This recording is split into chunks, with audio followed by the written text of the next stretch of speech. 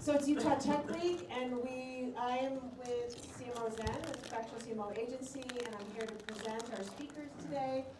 Thank you for coming out to this event on how to slay your event strategies. You're at an event to slay events. And we thought this was critical information because events can and should be one of your best performing channels. You get to meet people in person. Like, what a better way to introduce them to your brand and to get like on-the-fly feedback about your messaging, to learn where you need to pivot. So it's both research and opportunity to grow your contact list exponentially and launch that relationship. But unfortunately, events often do not get the ROI that they should. And so that's why we're here today. We're to talk about things to avoid and ways to slay your events. But before we get started, well, actually we have, to introduce the speakers, we have Zach. He's the CEO of Mobley. It is a really cool app that's gaining traction fast. It really makes it very frictionless to capture your leads and bring them into your CRM. And then we've got Chad Jardine, the founder of CMO Zen. And he has over 20 years helping tech companies grow through one primary channel of events. He is not that old, he just started as a telephone. Thank you. Okay, and so before we get going, let's have Wes, and we'd like to thank Kiln for letting us present here today. Thank you, Jill. Go ahead and give it up for, no, I'm kidding. I'm not going to call for my own applause. Kiln rocks. Thank you. I see a lot of Kiln members here. Kennedy, okay, great to see some friendly faces. So, I've got my Mobley app here. I'm a proud user. And then before I even heard of Kiln a couple years ago, I was working with Summit Venture Studio as a contractor, also a Kiln member. They're upstairs right now with a cool event. And Chad was helping them. I got to know him and his team. So, I'm so pumped to be able to be part of this. So, real quick, I'm curious, again, a lot of familiar faces. Who here is at Kiln for the first time today? Anyone? 1, 2, 3, 4. That's great. Welcome. Happy you're here. We exist to help you in whatever you're building. And as you'll see here, there's amazing companies like CMO Zen and Mobley that office out of here at our various locations. But it's an amazing community to be a part of. If anyone's interested, I always welcome at every event. We have a day pass, so if the 4 of you want to come try it, or anyone else who's been here before wants to try it, come see us afterwards and we'll show you around if you want. But just really grateful you're here, grateful to see things being built and expertise being shared. It's always a privilege. Thanks, Jill. Thank you. Thanks again. And we want to thank Utah Tech Week, a great organization bringing us all together, the opportunity to learn and connect. It's a really fantastic event. Glad you're out participating in it. And then finally, thank Summit Venture Studios. They have a really great free educational hour every Tuesday called Midday Connect. And many of you may be here because you saw us talk about this event on Midday Connect, but just check it out. And thank you, Summit Venture Studio. Okay, so now we're gonna hand it to Chad. How this is going to flow is he's gonna talk for about 15 to 20 minutes. And then we'll pass it to Zach, who will talk for 15 to 20, and then there'll be time for a Q&A at the end. Thank you, Jill. Thank you.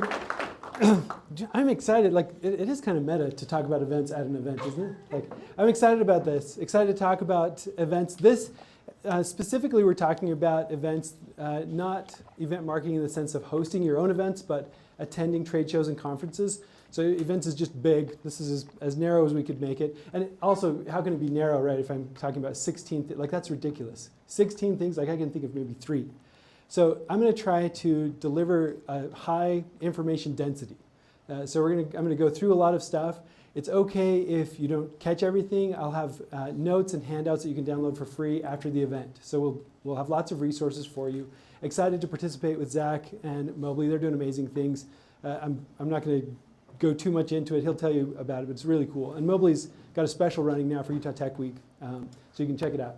Okay, so also if you'd like to reach out to me, this is my email, chad@cmozen.com, or if you want to schedule time on my calendar, it's just chadscalendar.com.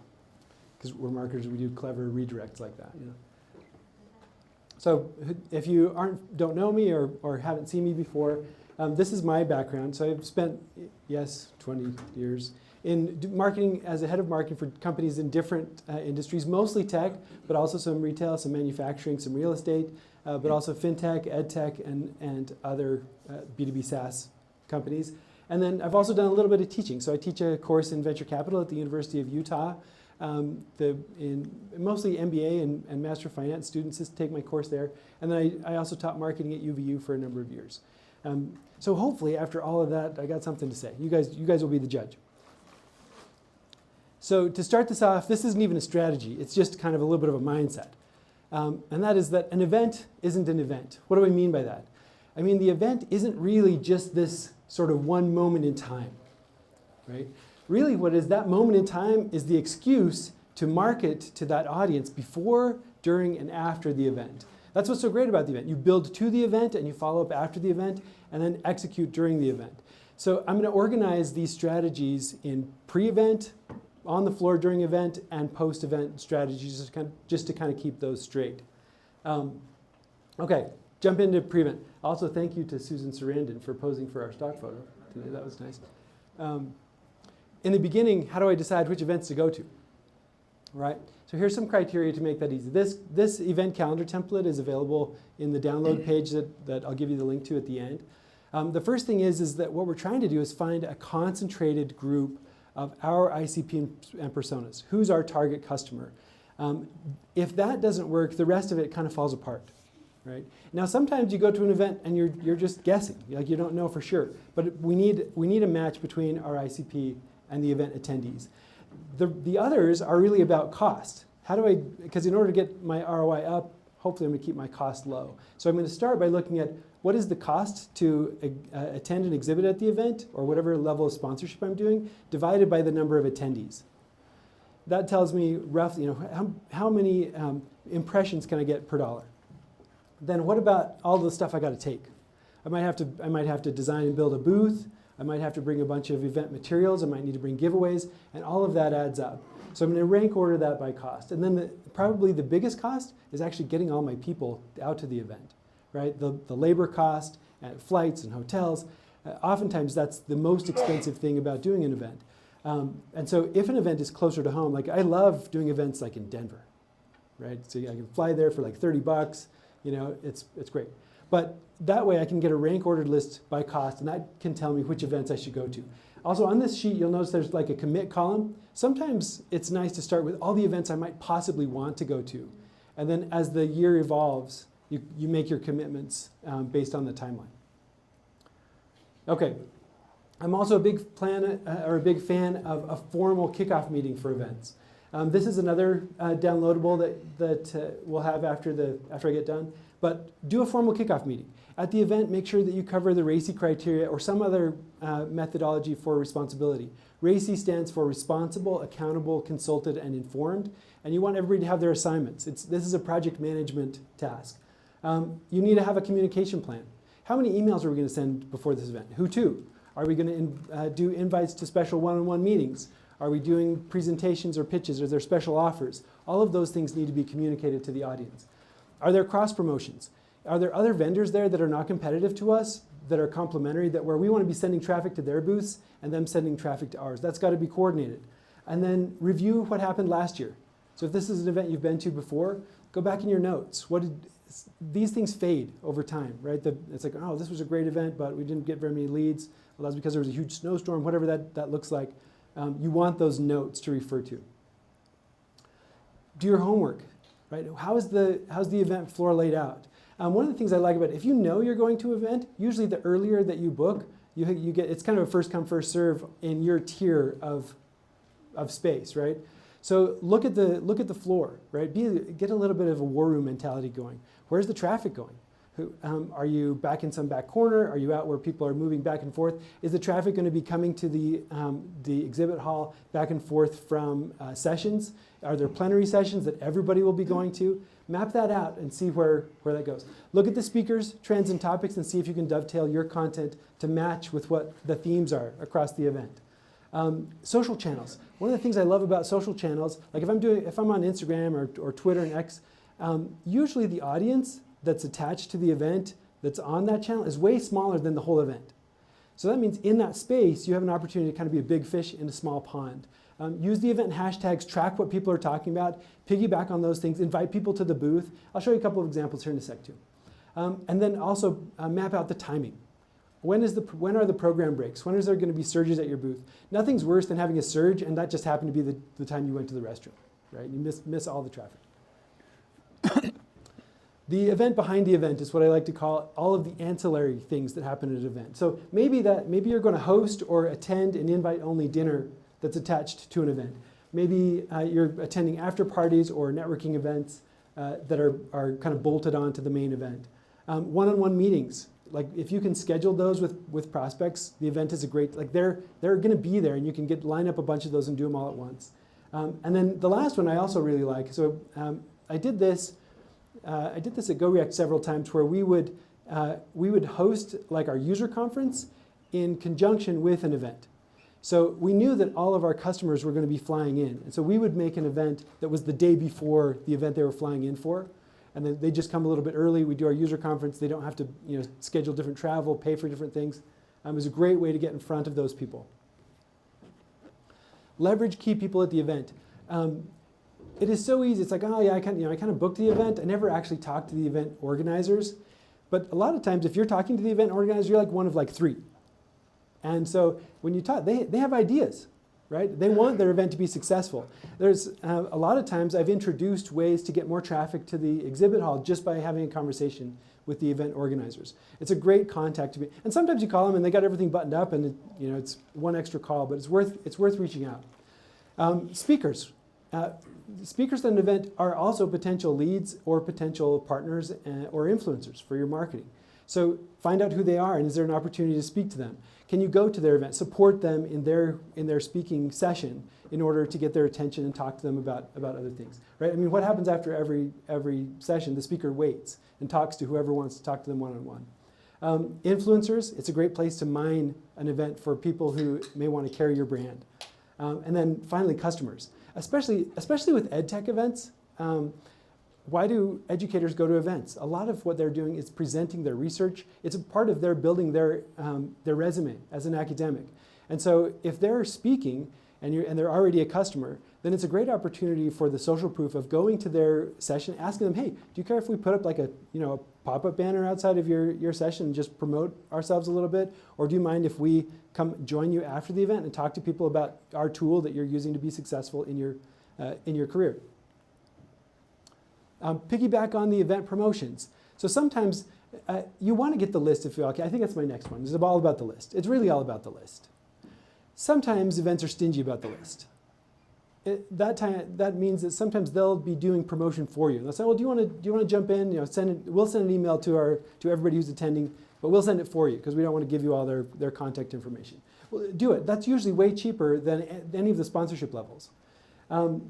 Use the event hashtags, coach your team that are going, if it's the sales team or if you have a special events team, whoever's going to be on the floor, coach them to be snapping pictures and posting on social media using the event hashtags. Drawings and raffles. A lot of times the event will have, you can do these at your booth, but also the event may do one. They may say, hey, you go around and it's much cheaper to say, hey, here's an Apple TV to throw into your raffle than it is to do any of the sponsorship levels. Contests, right? There are all kinds of ways to attract and draw attention. The attendee passports I like if you have an event who's doing that, where they'll say, okay, attendees go and get a stamp for every vendor and then come back and every stamp like enters you to win in a drawing. Participate in those things. They're cheap. It's cheap to participate there. A few $100s instead of thousands. This is an example of one we did. So at GoReact, you can tell this is a little old because they're like 1G AirPods, right?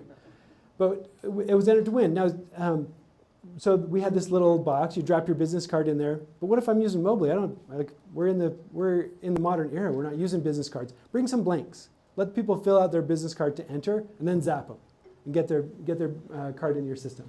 Because people will give up their information in order to win stuff. Okay, repeat after me. It's all about the list. I will say this again. It's all about the list. The list is what gives you the ability to market before, during, and after. Otherwise, it's just in person, just on site, just the other side of that handshake. So ask about the list. Now, some events are stingy about it, but some aren't. Some will give you the list. Some give it to you just for asking. Sometimes you can pay for the list. Sometimes the price is okay. Sometimes it's exorbitant. But know what just ask. You want to know what your options are with the list. And then let's say you get a partial list. Like I've got a client right now. They paid for a list and they got only mailing addresses. They're like, hey, you can send postcards, but we don't want you to digitally advertise to these people. It's like, well, okay, like you ever heard of Clearbit or ZoomInfo? Like enrich those lists and convert them into lists that you can market to using your regular tools. As you're having a conversation with somebody on the floor, that is an opportunity for an opt-in response. It's like, hey, I'm going to reach out to you. Okay, now you're expecting communication from me. And then keep your list tagged and in your CRM year over year. It's great to be able to go back and say, hey, we attended this event last year. We're going to email all of them and tell them we're coming again. Some of those people may not be coming, but you had an extra chance to reach out to them. And the people who are coming, now you're that far ahead. All right, plan to stand out. This is a picture of me shooting a slingshot chicken at a basketball hoop. And I did this about 6 years in a row at this event. By the time I'm like in the third year, they're like, you guys are the flying chicken people. It's like, well, it's not really, our business isn't flying chickens, but you know who I am. And that puts me in the top 10% of everybody who exhibited at that event. Not only that, if I'm shooting chickens in the basketball hoop, and somebody comes by and it's like, hey, dude, you got to try this. Try this. If you get this in there, I'll give you a T-shirt. We would bring T-shirts. They make a basket with a flying chicken. We give them a T-shirt. Do you know how long somebody has to sit there and talk to you at your booth to shoot a flying chicken into a basketball hoop? It's great. And we'd always buy these basketball hoops on Amazon, and then we'd give them away to somebody, and they take them home and give them to their kids and stuff. It's just sort of thinking outside the box in terms of attracting attention. And it can be anything, right? Foghorns, carnival barkers. We've had people dress up as founding fathers because the event was in Philadelphia. We've had, candy and food is really common. Try to make it unusual. Also, you find interesting trends on this. Like we would go to events and people would say, oh, I like that you're giving me the dark Hershey's because those are the healthy ones. It's like, whatever, we'll keep bringing the dark chocolates, right? You just don't know what gets people's attention. Cirque du Soleil, that's a little bit tongue-in-cheek, but. Okay, the logistics. I don't think there's anything worse than being out at an event and you feel like that the home office has forgotten about you. Something's going wrong. Things aren't prepared. So I love to prepare an event brief. Include things like your travel details, where you're staying, the address, tracking numbers for all of the stuff that's getting shipped out to you, FedEx labels for everything you need to ship back. Make it easy on that team. Goals and instructions, like, hey, there may be some critical thing for the business that we're trying to learn at this event. Make sure that you're reminding your sales team about that. Coordination about who's going where and doing what. And then the other thing is, I know it's old school, but print these briefs out on paper. At an event, what's your signal like, right? It's crap. So without signal, a digital copy is not going to get it done. You need to have a paper copy too. All right, on the floor. So all of those conversations are huge opportunities for validation, especially if you're early, right? You're still figuring out who's my customer, what does the product market fit look like, is the messaging right? Well, you can test about 20 messages in a day from an event booth. There is no other channel that allows you to do that inexpensively. So ask those questions, keep them in mind. Validate your problem solution set. It's disappointing but important to know if you're talking to people and they're like, we don't really have that doesn't really bother us. We don't have that problem. It's like, oh, shoot, but you better know sooner than later, right? And maybe it's just about how it's messaged. Maybe we need to approach it in a different way to strike the chord of the pain. It's a great place to learn about alternatives to your solution. You may have direct competitors, other companies that are trying to solve exactly the same problem as you, or you may have people who are solving that problem in other ways, ad hoc ways. Maybe they're cobbling things together. Maybe they don't think the problem's big enough to solve it all. All of those things you can learn at events. And then the last one is you can learn about other events. Oftentimes that audience cares about the same thing. They're going to other events that are catering to them as an ICP. So you can find this, like, oh, I've never heard of that event. Oh yeah, we go to this event every year. It's a great place to find other events. Ask for this seems intuitive, right? Ask for the lead. But I know I've talked to people in the last month, right? So recently, in the last month, where their strategy is, hey, I'm going to bring my business cards, I'm going to give business cards away, and hope people call. No, that's a terrible idea, right?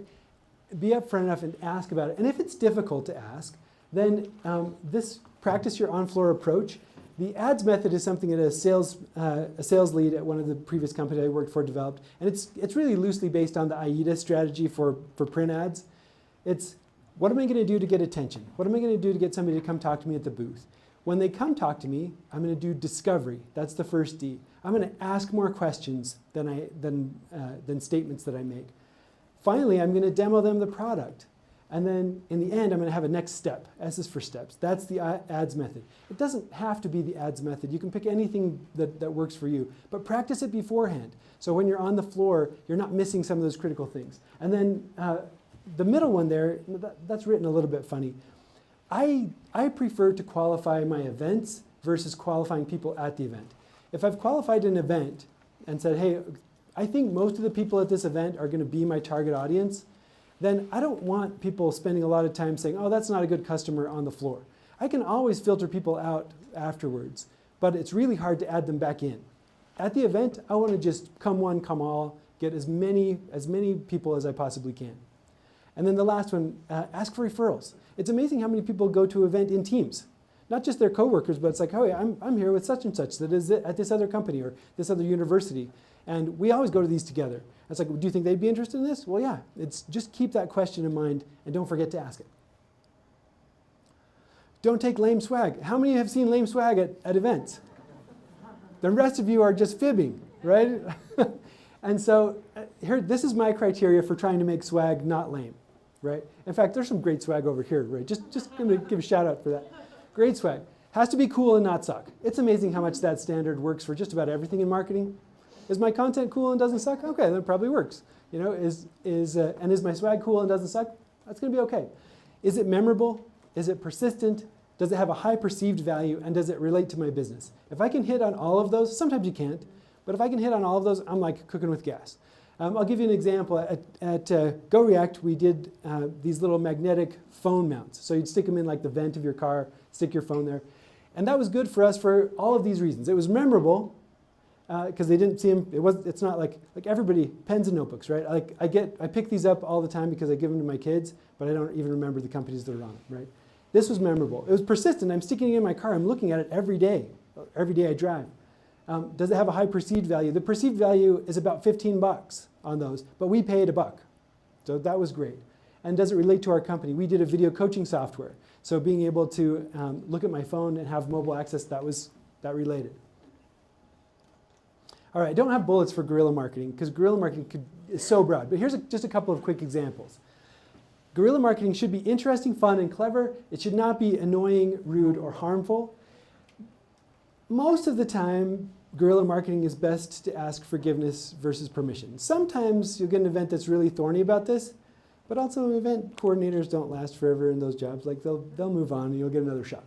But don't be a jerk about it.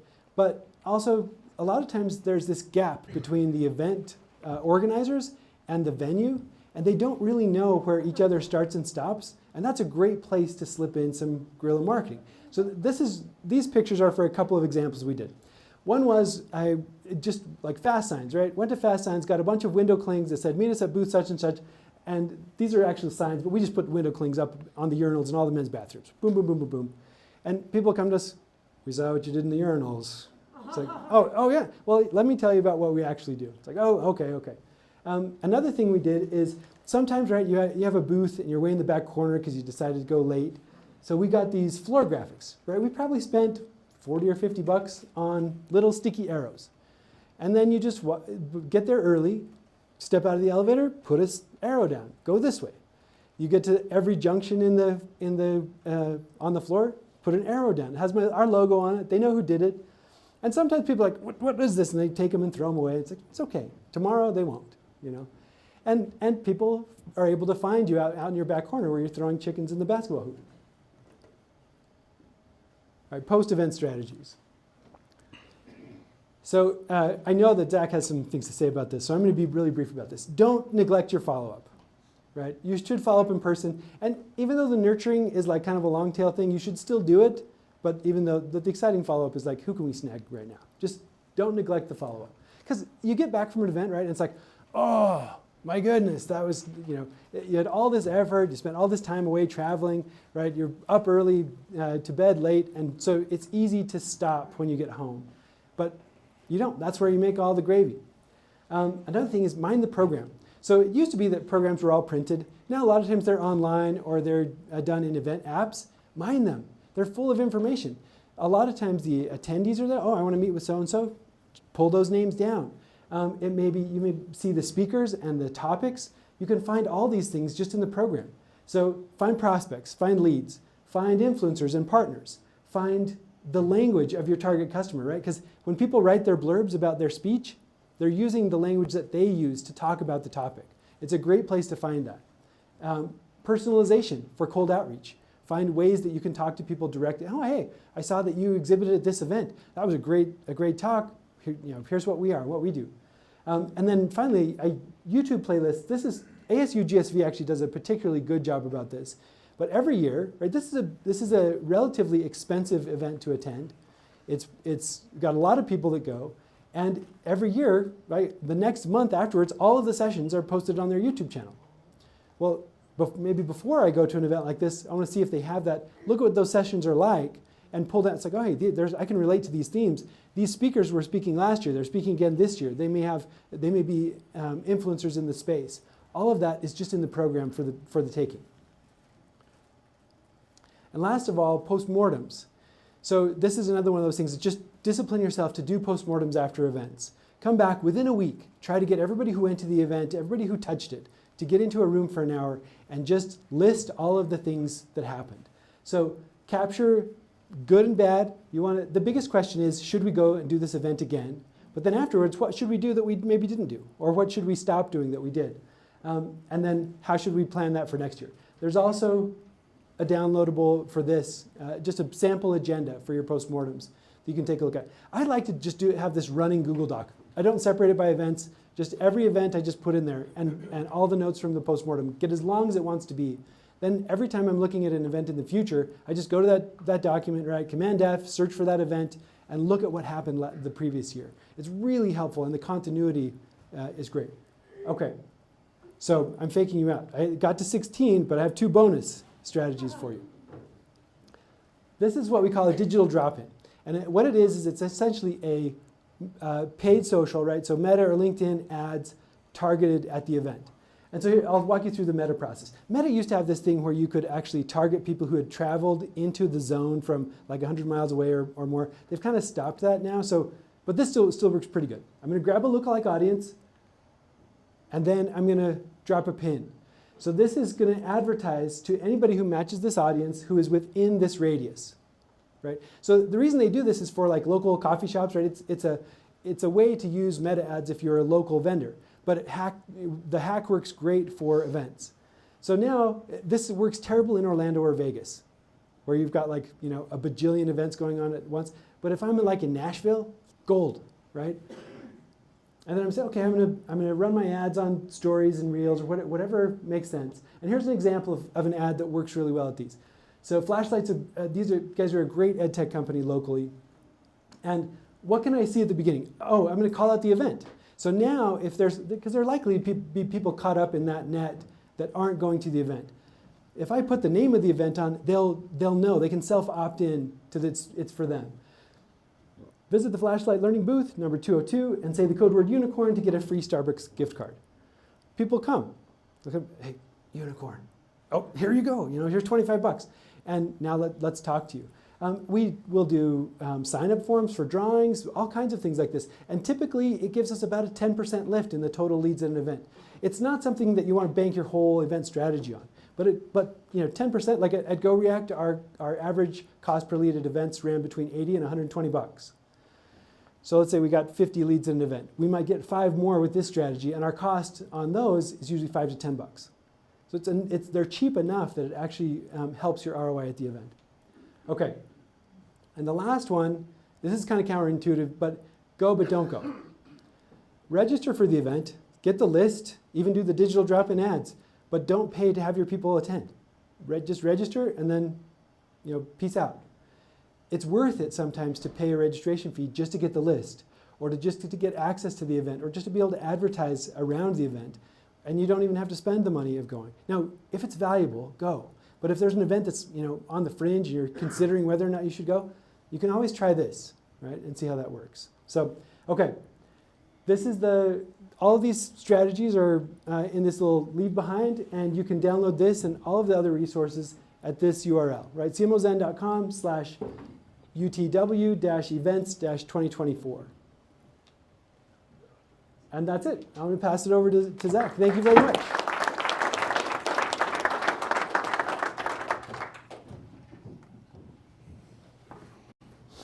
Quick selfie. Everybody smile. Woo! Tag yourself. We're giving out prizes. Okay, nice to meet everybody. Those of you that I don't know, I'm Zach, and I'm the co-founder and CEO of Mobley. Before we jump on into my presentation, I'm not going to give you a pitch on Mobley, but I do want to give you a little bit of a background on me. So who am I? Well, my wife and I, Erica, have been married for close to 15 years. We do host a pretty epic Halloween party every year. This is us as Jake and Natiri from Avatar a few years ago. We've got 5 wonderful children, Lucy, Harper, Mariah, Anders, and Hayes.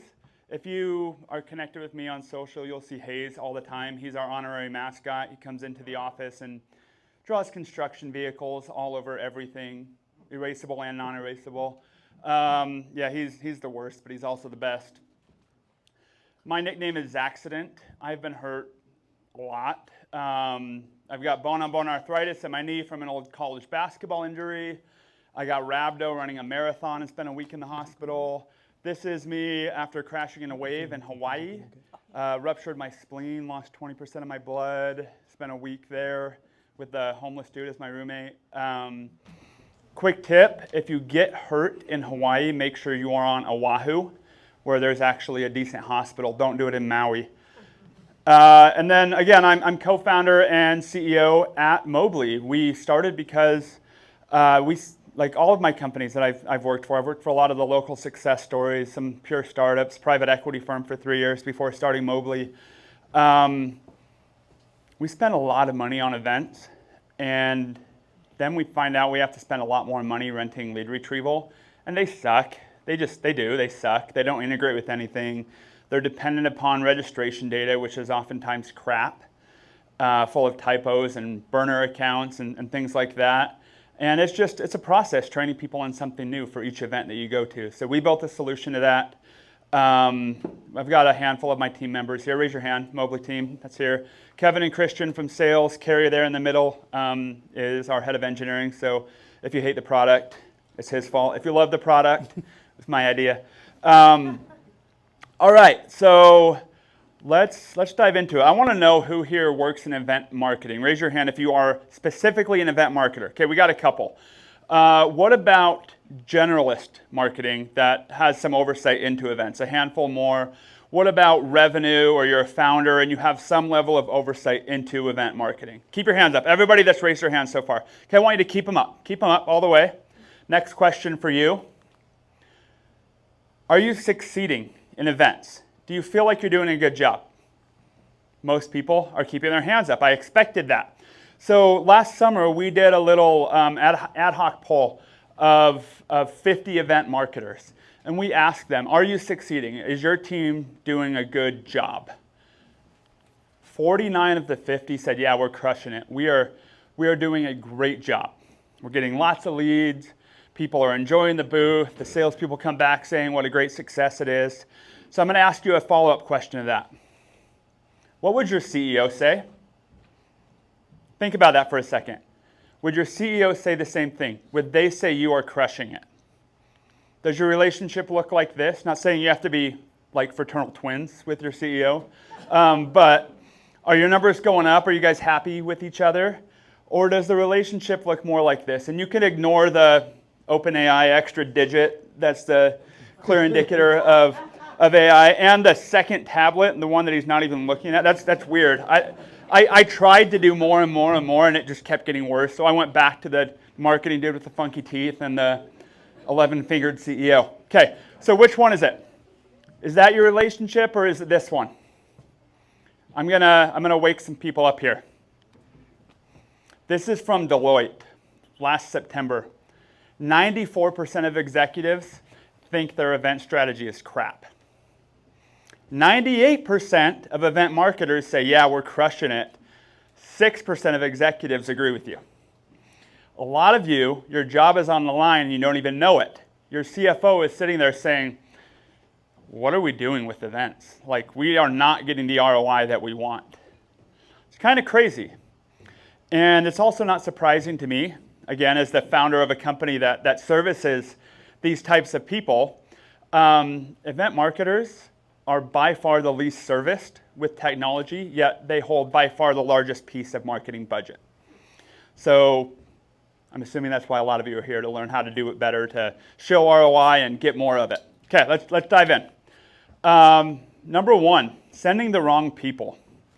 I have worked for a lot of different companies across a lot of different industries, and I've seen some mistakes in the personnel that you send to man your booth or to walk the trade show floors.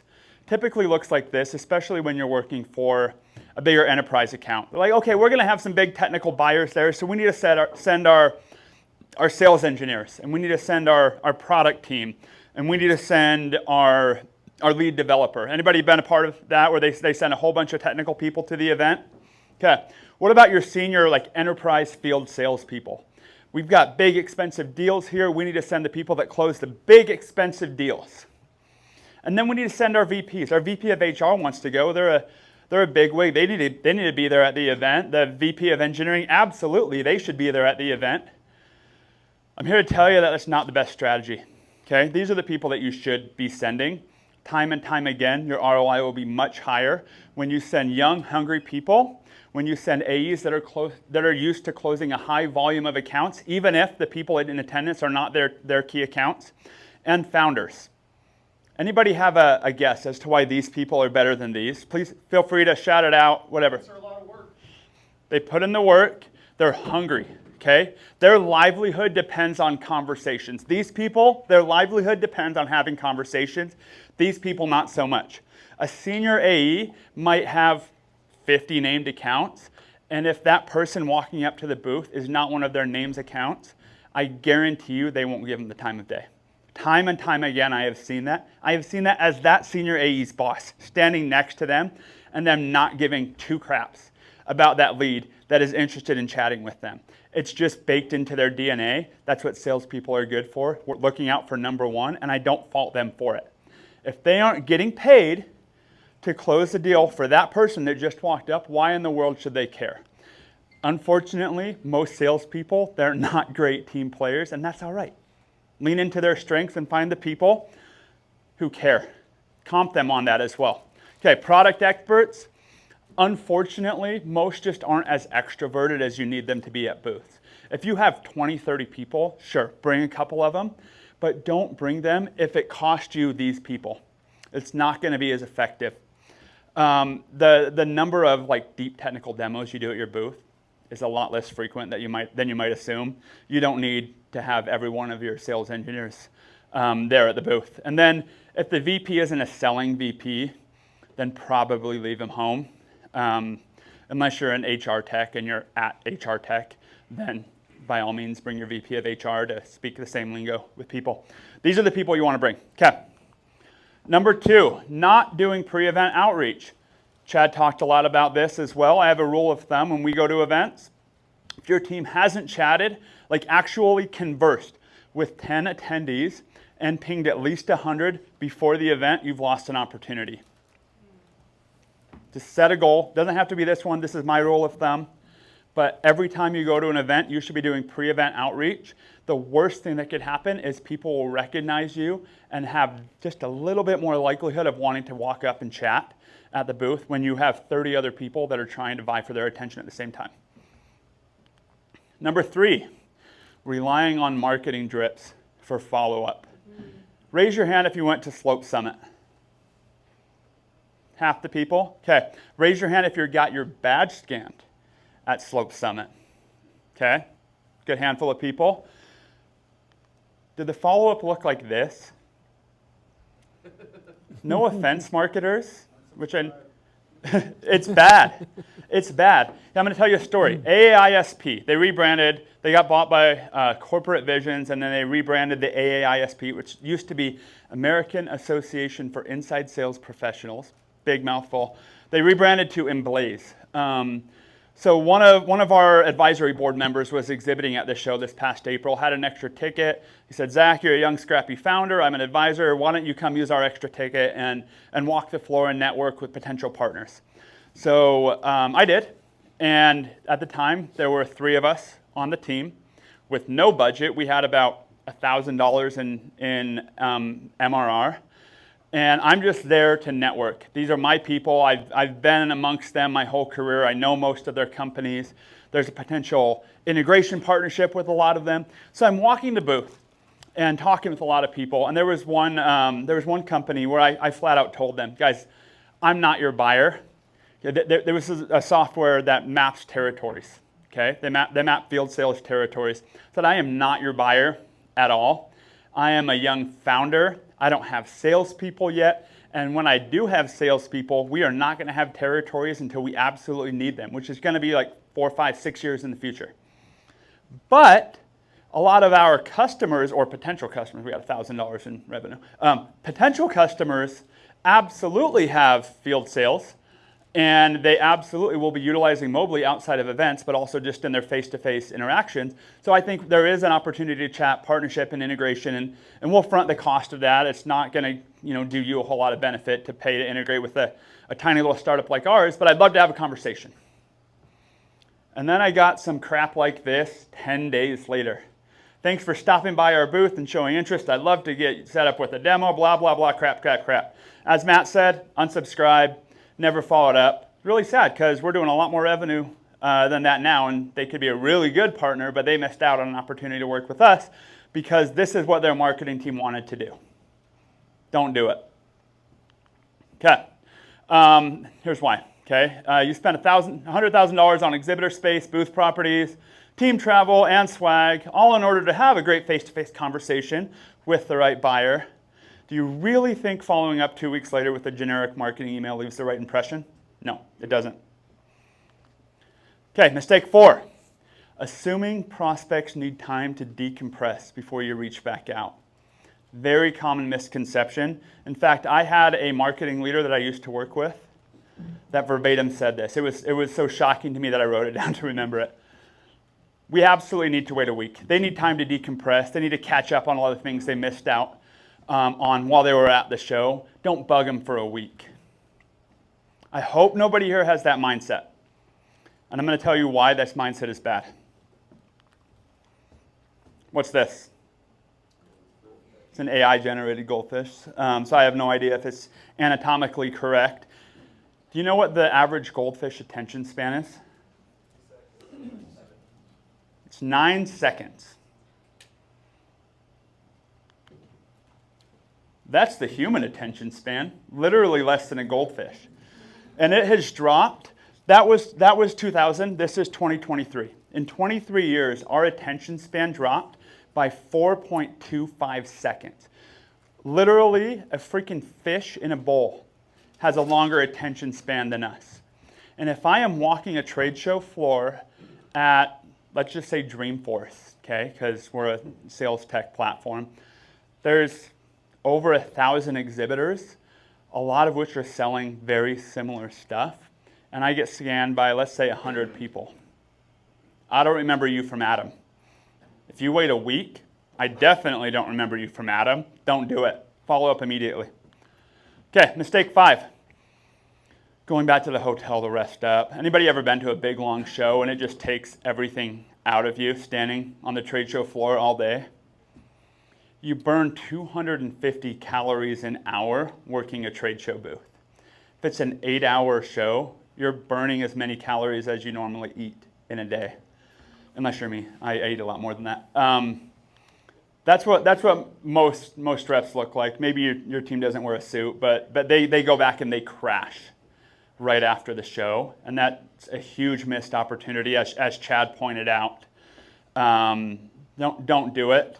That's why you send the hungry SDRs and the high volume salespeople and the founders, the people that gain energy by talking to other people. And they recognize that people swim in pools, not rivers. Deals are done in the adjacent events, not in busy trade show hallways. Mistake 6 is measuring success in scans. This is where I'm actually going to disagree with Chad a little bit here. I used to work at a company called Nearmap. Anybody know Nearmap? They're actually based here in Kiln. They were in South Jordan, relocated to Kiln 2. We are on the same floor as them next door. And they fly airplanes instead of satellites and compete with Google Earth.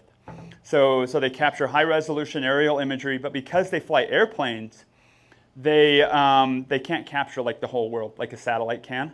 They capture high population density metros in Australia, where they're HQ'd, the US, and then most recently Canada. So we were at our biggest conference of the year. It's called Esri in San Diego a handful of years ago. And I was talking to this great group of 4 dudes from Nigeria. Okay? They were cool. They worked for the government. They saw a lot of opportunity in our tech. And then we talked about where we fly. And I'm like, listen, guys, we're never going to fly in Nigeria. Like, as long as I work here, it's going to be decades before we get there. Our next expansions are into Japan and into Europe. So yeah, keep tabs on us, but I would recommend Google Earth or something like that that does whole Earth coverage or a custom flight. Our event marketer was standing right next to me. She walked up and made sure that all 4 of them got scanned. You know what that did to the sales team? Lost a lot of trust in the event marketers. And it makes the sales team look really bad because their conversion rates aren't near as good. If that person is never going to be a buyer, don't scan them. If they could potentially be a buyer, then absolutely scan them. But if they're never going to be a buyer, if they are not your ICP, don't waste your time, don't waste your team's time and money. And if you're an executive, don't tell your marketing team that your goal should be the number of scans. The goal should be revenue. Don't have these images in your head as you dream before the night before the event. It's not a good thing. Okay, mistake 7, not making it easy to buy on the spot. So I'm going to tell you another story. I mentioned that 3 years prior to Mobley, I worked at a private equity firm called Greater Sum Ventures out of Knoxville, Tennessee. They bucket their investments by industry vertical, and I was over the automotive vertical, dubbed Velo, V-E-H for vehicle, Velo. And we had 17 companies that all sold automotive software to aftermarket auto shops and dealerships. So the biggest show of the year was SEMA and Apex, 2 adjacent shows in Las Vegas. Any car people here that have been to SEMA, it's a pretty cool show. We sent 5 of our portcos to SEMA and Apex. 8 booths between the 5 companies. So a couple of them had booths on either side of the show. And didn't really have much of a strategy. Just went, showed up, didn't follow any of, we made every previous mistake, didn't follow any of Chad's advice. And we closed a grand total of 7 contracts out of a $250,000 investment. And those 7 contracts averaged $3K a year. Talking about like a 1% ROI, not good at all. And I'm not talking like at the show. I'm talking total. 6 months later, we had closed 7 deals. Brought in a new head of marketing, brought in a new strategy, implemented the right things, and changed the team's mindset. We got rid of all of the RevOps red tape and said, hey, we're not going to follow step A, B, C, D, and E before we're allowed to put a lead in the CRM. We're just going to sign contracts. We're going to get the bare minimum that we need, if people are interested, to allow them to literally put in their name, their address, their phone number, their email, select the package, and type in their credit card and sign. And we will deal with all of the other crap later, but that's what we're doing. So each of the companies picked their 3 most popular packages, preloaded them up into DocuSign, and we had an iPad at every single booth. We had the same 8 booths, same 5 companies the next year, and we sent new people that hadn't been before. Myself and another sales leader trained them all of the expectation of we're closing deals. We're not scanning leads. You're here to close deals.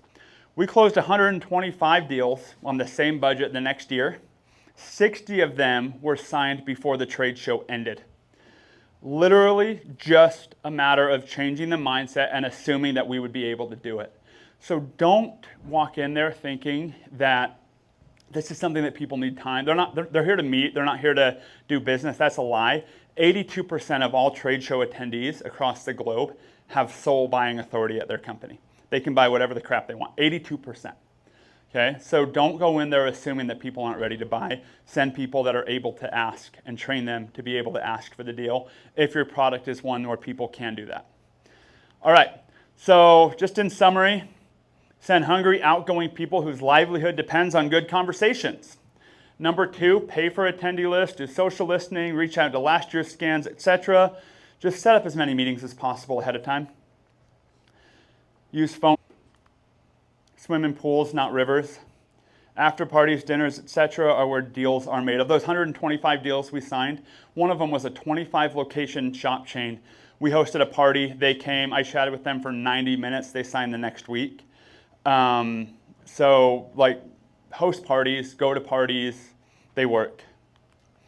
Success is revenue, not scans. And be prepared to sign trade show specials. Remove every ounce of red tape possible when you go to the show. Just make it super stupid easy to do it. I promise you, your CEO will thank you if you come back and say, hey, we signed 5 new customers. They will be part of that 6% that actually has confidence in their event team. That's all I got. Thank you. Why don't we, I think we have about 5 or 10 more minutes. Why don't we just take questions here? Sure. Is that good? Yeah, so anybody who has questions for either one of us, just raise your hands or shout them out. We're not that big of a group. We can probably handle it. If there is something that maybe you came wanting to see that we didn't cover? Yes? Is there any truth to attending events year over year and that it kind of compounds on each other? I've heard that time and time again to kind of, I love that you go into every event with a lot of expectations, but year over year you can actually increase your performance attending. In my experience, the answer is yes, because you just don't convert everybody the first year. And so over time, people, it's just about the sum of brand impressions, right? They get to know you. Sometimes they have a conversation with you. Sometimes, timing is one of the biggest reasons why people don't close. And so they could be in a different place timing the next year. I tend to focus on, the people who are ready right now, but I do think there's a cumulative effect. I don't know, Zach? You're a marketer.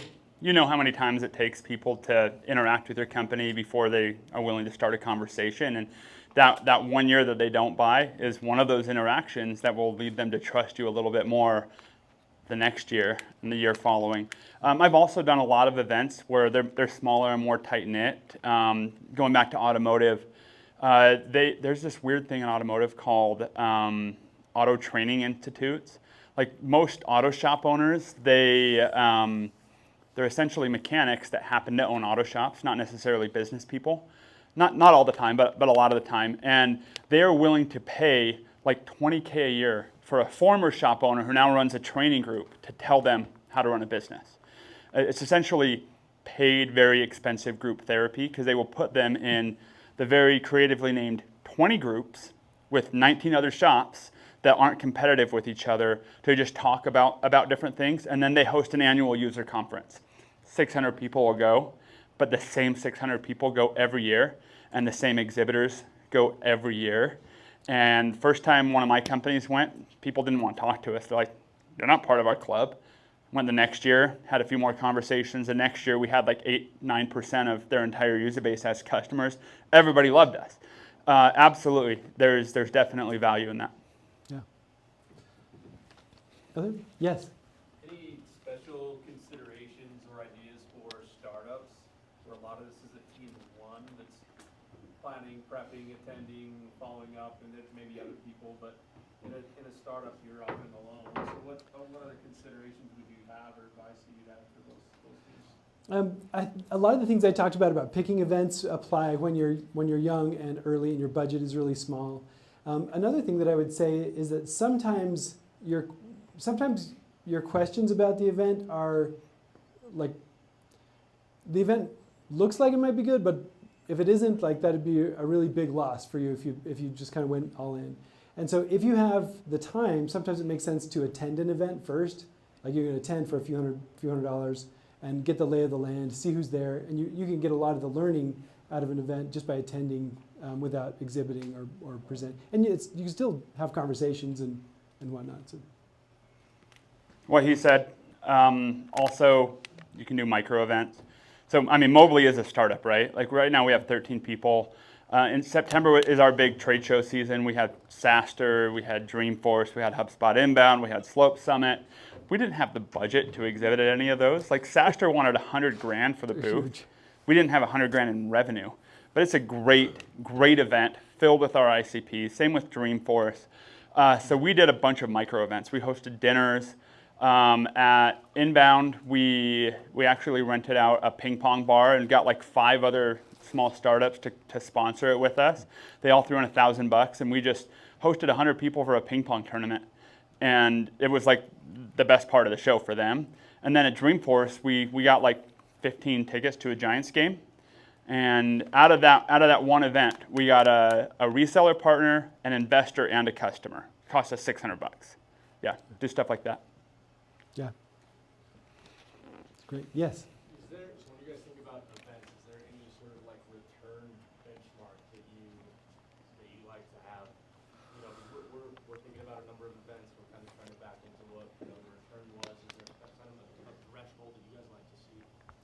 Yeah. Okay. Great question. Quick answer is, it's so different. Industries are different, and the response rates are different. Some things that I like to use as benchmarks, if it's a small event, like say 1,500 people or less, then I want to try to have 10% of that event that are qualified leads at the end. So qualified, not junk leads. Right? That's kind of a benchmark. But in terms of ROI percentage dollar-wise, positive is good. The industry average expectation is 5x ROI on spend. The average actual ROI is 4x. I think those are way too high. Like, candidly, especially if you're a startup, as long as it pays for itself, then it's worth doing it for the reasons we talked about, right? Like, you're going to get more deals in the future. The share of brain power and all of these things from all the people you meet. As long as you're not losing money, I think it's totally worth it as a startup. I like how you keep passing it back to me. All right. Yes. What differences or adjustments would you make to hybrid or virtual events? Or are those even relevant? Yeah.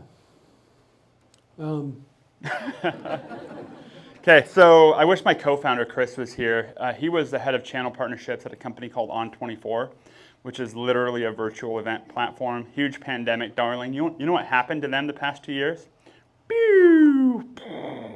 Or Hopin. Their founder cashed out on their last raise, something like 20 times what their actual market cap is now. So they sold to Ringlead for $15 million, and I think he cashed out $300 million at their previous raise. I'm a fan of virtual events for the learning, 100% not for the networking. So if you're going just for the content for educational purposes, then go to webinars, go to virtual events, 100%. If you're going to meet and network, it doesn't work. It absolutely doesn't work. All right. Any other? I think we're about out of time, but one more? Echo the webinar card. Like, that's really that's a working virtual event versus one that's trying to be a trade show. All right. Thank you so much. Appreciate all of you coming. Can I, one thing real quick? Oh, yeah. Speaking of swag, we do have a bunch. We get a lot of compliments on our t-shirts. We have a ton of every size. So they're all stacked there, but we have small to 2XL. We do have slap bracelets and cool stickers too. So if that's your jam, take some. By all means, don't feel bad. And